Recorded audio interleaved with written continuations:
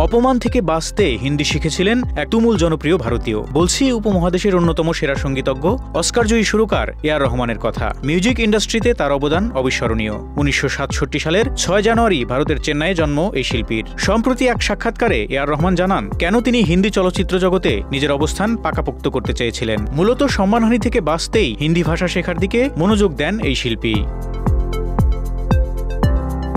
ভারতীয় গণমাধ্যমকে দেয়া এক সাক্ষাৎকারে এ.আর রহমান বলেন, প্রতিটি ভাষার প্রতি আমার আকর্ষণ রয়েছে। যখন আমার সিনেমা দিলসে এবং রোজা দারুণ ব্যবসা শুরু করে, তখন মানুষ তামিল গানের হিন্দিতে অনুবাদ নিয়ে নানা আলোচনা করতে শুরু করে। এই বিষয়টি নাকি তার কাছে খুবই অপমানজনক ছিল। সমালোচকদের কটূক্তি প্রসঙ্গে এ.আর রহমান আরও বলেন, অনেকেই তখন খারাপ মন্তব্য করতেন। কেউ কেউ বলেছিলেন হিন্দি গানের কথাগুলো অর্থহীন, তামিলের চেয়ে অনেক ভালো। মানুষ বলতেন এই ধরনের কাজ আর কখনো করো না।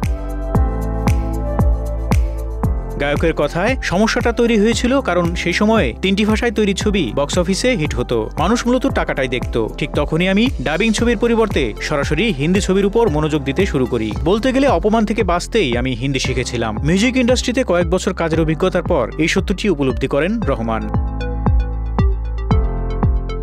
এ.আর রহমান আরও জানান, ১৯৯৪ থেকে ১৯৯৭ সালের মধ্যে তিনি পবিত্র কোরআন থেকে কিছুটা আরবিও শিখেছিলেন। এরপরই হিন্দি শেখায় মনোযোগী হন। কিংবদন্তি পরিচালক সুভাষ ঘাইয়ের সঙ্গে দেখা হওয়ার পরই তিনি বুঝতে পারেন হিন্দি না শিখলে বলিউডে টিকে থাকা কঠিন হবে। তাই তিনি হিন্দি এবং উর্দু শেখেন। এমনকি পাঞ্জাবি ভাষার প্রতি তার বিশেষ দুর্বলতা রয়েছে বলেও জানান এই শিল্পী।